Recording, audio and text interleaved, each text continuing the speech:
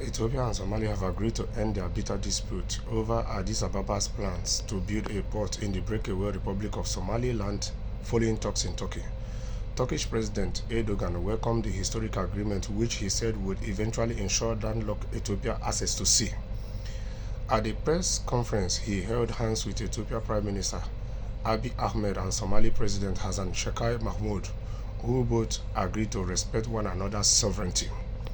The two neighbors have been at loggerheads since January, when Ethiopia signed a maritime deal with Somaliland, which Somalia considers as part of its territory. It prompted fears of a wider regional conflict, as Egypt has been backing Somalia, largely due to its anger with Ethiopia for building dam on the River Nile. So, finally, I'm happy that Ethiopia and Somalia has now reached an agreement. And one thing I want to say in this thing is, please, there's one thing we Africans must learn. That when we have issues with our brothers or our sisters, we should settle our issues within our house, within our continent. We should stop taking our issues outside our continent, looking for people outside our continent to solve our problems. Because Africans' problems, African solution. Because anybody or any country we are taking our problems to outside the shores of Africa, if they are devoting their time to be able to find any diplomatic solution, they will be doing it because they have interest in the ongoing issue, or they have interest in any of the countries that are involved in that problem or that issues they are trying to find a diplomatic solution to.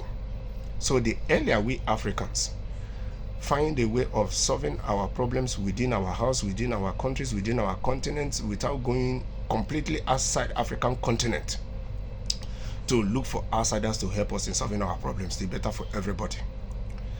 And I hope that both Somali and Ethiopia will respect the details of this agreement. Yes, it is only time will tell, because if proper measures are not taken along the line, there will be misunderstanding again.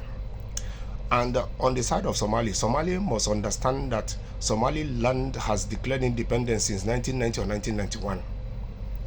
And if these people declared independence, whether you accept it or not, they did it because they feel you are marginalizing them, you are not including them. They feel they need to be.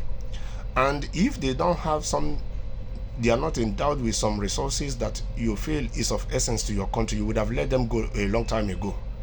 So if they decide to be on their own, you should respect their opinion. Yes, because we live in an age whereby you can't force people to be part of your country. You can't force people to be part of you. If the people feel the need that you don't see them as one of you, you don't include them in the developmental projects, in any form of development or projects or policies that are being implemented in the country, that is what is leading to people these days to be standing up, to fight for the right to self-determination, to be on their own. Because at this point in time, the world is evolving. Everybody wants to evolve. Every tribe, every community, every country wants to evolve. So if any particular people, tribe, community are part of any country, they feel marginalized, they feel not being included. That is what is leading to most of this call to self-determination that is going on in a whole lot of countries.